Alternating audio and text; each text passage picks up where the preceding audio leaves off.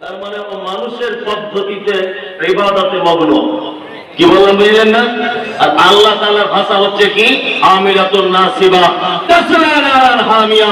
একসাথেই মানুষ তার ইবাদত করবে, ইবাদত করতে করতে করতে করতে ক্লান্ত হয়ে যাবে, তারপরেও তাদের থাকার জায়গা জাহান্নাম। আমি বুঝতে পারি না এরা কি উদ্দেশ্যে ইবাদত করে। একজন চাচিদি, একজন খালা সবে বরাতের দিন হালুয়া করেছে, ভালো করে বুঝলেন? আপনাদের এখানে করে অনেক এলাকায় করে, যারা বেদাতে ভরপুর তারা করে না, করে। তা খালাকে জিজ্ঞাসা করছি, খালা আজকে হালুয়া করলে কি ব্যাপার? তো যে তোমার মা করেনি। বলছি না তো। বলছি তুমি তো সেই মুমতাজুল ইসলাম 1 নম্বর নবীর দুশমন। বলছি কেন নবীর দুশমন কেন? বলছি বিয়াদব, নবীর দাঁত ভেঙে দিয়েছিল, নবী শক্ত জিনিস খেতে পারেনি, ওই জন্য নরম জিনিস চেয়েছিল, আমরা সুন্নাত পালন করছি, আমরা ওই জন্য হালুয়া করেছি। এটা হচ্ছে খালার যুক্তি। কি বললাম বুঝলেন? আমার বেটা যদি এখন বলে আব্বু তোমার বিয়ের বরযাত্রী গিয়েছিলাম আমি, এই কথাটা কেমন লাগে? মানা যায়? আমার মেয়ে যদি বলে আব্বা তুমি আর মা যখন বিয়ে করতে গিয়েছিলে গাড়ি করে আসছিলে, আমি তখন তোমাদের দুজনের মাঝখানে বসেছিলাম, মনে আছে? আচ্ছা এই কথাটা চলবে? চলবে বলুন? চলবে। আপনাকে একটা মজার কথা বলি, যে মহিলা হালুয়া করে বসে আছে সবে বরাতের দিন, সবে বরাত হয় কোন মাসে? শাবান মাসে। শাবান মাসে 15 তারিখে, তাই না? শাবানের 15 তারিখে হালুয়া করেছে খালা। ভালো করে বুঝবেন কি বলছি আমি। শাবান মাস পূরণ হতে এখনো কতদিন বাকি? 15 দিন। শাবানের পরের মাসটা কি? রমজান। রমজানের 30 দিন, এই দিকের 15 দিন, হলো কতদিন? 1.5 মাস, তাই তো? 45 দিন। এখনো পর্যন্ত আল্লাহ নবীর দাঁত ভাঙছে না। দাঁত ভাঙছে কবে? রমজানের পরের মাসটার নাম কি? শাওয়াল। শাওয়াল মাসের 7 তারিখে বদর উহুদের যুদ্ধে আল্লাহ নবী সাল্লাল্লাহু আলাইহি ওয়াসাল্লামের দাঁত ভেঙেছে। তার মানে খালা এত বড় শয়তান, নবীর দাঁত ভাঙা 2 মাস আগে হালুয়া করে বসে আছে। এত বড় শয়তান, এখনো দাঁত ভাঙেনি। এখনো 1 মাস 23 দিন 22 দিন বাকি দাঁত ভাঙতে।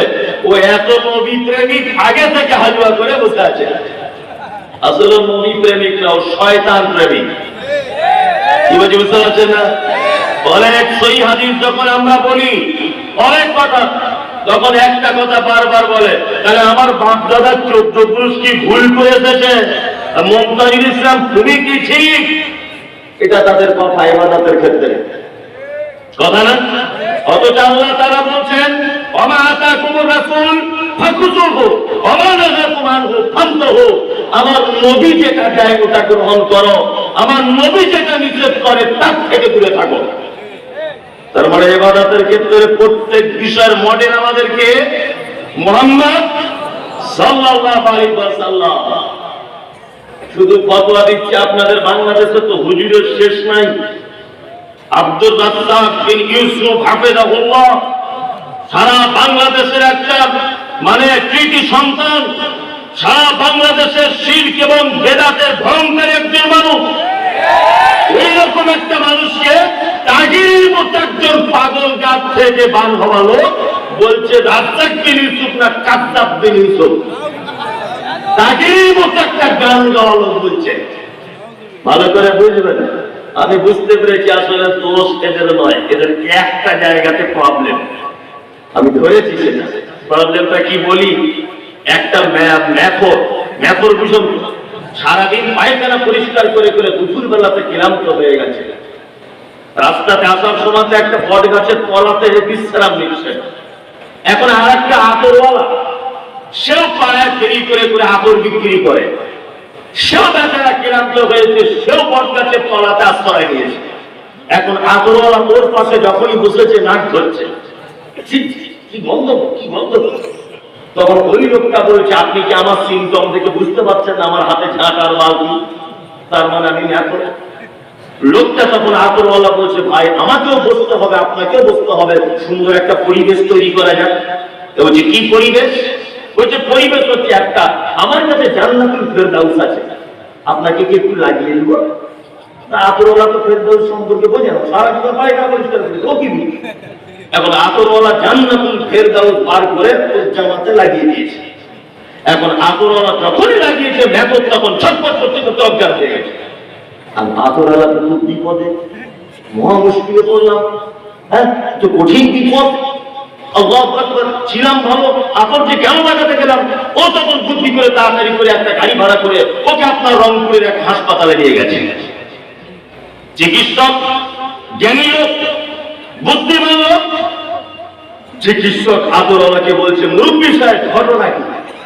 তখন আতরওয়ালা বলছে, ভাই চিকিৎসক তুমি আমার ভাইয়ের মতো, বা বেটা চিকিৎসক তুমি আমার বেটার মতো। আরে আমরা দুজন বসেছিলাম, ঘটনা এই এই, ও মেথর ওর গা দিয়ে গন্ধ বার হচ্ছিল, একটু জান্নাতুল ফেরদাউস মেরে দিয়েছি, এই জন্য এই অবস্থা এই। তখন ডাক্তার জ্ঞানী মানুষ বলছে, তাহলে তো ওষুধে কাজ হবে না। তো বলছে, বাপ এর জ্ঞানটা যাতে ফিরে ব্যবস্থাটা করে দাও, বাড়ি যেতে পারে। তখন ডাক্তার বিচক্ষণ ডাক্তার বাবু বলছে, এক কাজ করুন, হাসপাতালের পিছনে দেখুন টয়লেট আছে, ওখান থেকে কাঁচা হোক আর পুরাতন মাল হোক, একটু তুলে এনে ওর নাকে বসে থাকে, দেখবেন ও ঠিক লাফ মেরে উঠবেন। কাঁচা বা পুরাতন পায়খানা এনে ওর নাকে চ্যাপ করে মেরে দিয়েছে, ও লাফ মেরে উঠেছে। তখন আতরওয়ালা বলছে, ডাক্তার বাবু আপনি কি জাদুকর? পায়খানা দিয়ে রুগী ভালো করলেন? তখন ডাক্তার বলছে, শোনো আতরওয়ালা মুরব্বী, যে লোকটার জন্ম থেকে, যে লোকটার জ্ঞান বুদ্ধি হওয়া থেকে মানুষের পায়খানার গন্ধ শুকিয়ে এসেছে, তুমি হঠাৎ করে যদি জান্নাতুল ফেরদাউস দাও, সহ্য করতে পারে? সারা জীবন যারা বেদাত করে করে, সারা জীবন যারা শিরক করে করে, সারা জীবন যারা মাজারে গিয়ে গিয়ে তাদের মাথাটা ইয়ারকোটের মতো ঘাত গজিয়ে গেছে, ওদের সামনে যদি আব্দুর রাজ্জাক বলে ইউসুফ সহিহ হাদিসের দাওয়াত দেয়, ওরা নিতে পারে? কখনো সহ্য করতে পারবে না। এই জন্যই তো বলবে আহলে হাদিস মানে আলাদা দল, জাহান্নামে যাবো না, আমাকে বলছে আলাদা দল। কি বলছে? বেদাত করে করে মগজে আর নতুন কিছু ঢোকে না, কিছু ঢোকে না। মুহাম্মদ সাল্লাল্লাহু আলাইহি ওয়াসাল্লাম সহিহ হাদিস থেকে প্রমাণ পাওয়া যায়, হাদিস বর্ণনা করেছেন আম্মা আয়েশা সিদ্দিকা রাদিয়াল্লাহু তাআলা আনহা। তিনি বলেন, আল্লাহ নবী সাল্লাল্লাহু আলাইহি ওয়াসাল্লাম বলেন, মান আমিলা আমালা লাইসা আলাইহি আমরুনা ফাহুয়া রাদ্দুন। মানুষ যদি কোন আমল করে, সেই আমলের ব্যাপারে আমার পক্ষ থেকে যদি কোনো ডিসিশন, আমার পক্ষ থেকে যদি কোনো রায় যদি না থাকে, সে আমল বাতিল। সে আমল কি? তাহলে আমাদের প্রতিটা ব্যাপারে প্রেসক্রিপশন করবেন কে? মুহাম্মদ সাল্লাল্লাহু আলাইহি ওয়াসাল্লাম। সুদ সমাজ একটা রোগ, ব্যভিচার সমাজ একটা রোগ, বৃদ্ধাশ্রম সমাজ একটা রোগ, ঘুষ সমাজ একটা রোগ, অন্যায়ভাবে মানুষকে সাজা দেওয়া সমাজ একটা ভাইরাস। এই সমস্ত ভাইরাসের চিকিৎসক কে? চিকিৎসক মুহাম্মদ সাল্লাল্লাহু আলাইহি ওয়াসাল্লাম। ওনার অনুযায়ী যদি চিকিৎসা করা যায়, তাহলে কি হবে? সব সুস্থ হয়ে যাবে। ওনাকে বাদ দিয়ে